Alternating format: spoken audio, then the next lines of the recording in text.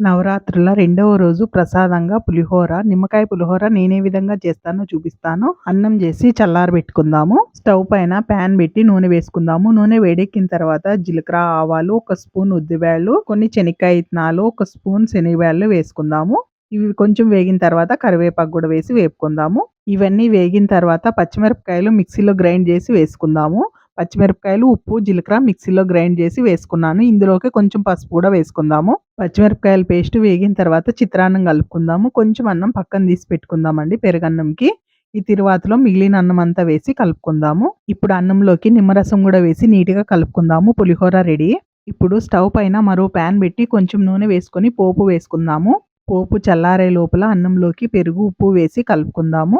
పోపు చల్లారిన తర్వాత పెరుగన్నంలో వేసి కలుపుకుందాము. చిత్రాన్నము, పెరుగన్నము రెడీ అండి. అందరిపైన అమ్మవారి ఆశీర్వాదం ఉండాలని కోరుకుంటున్నాను. ఉంటానండి.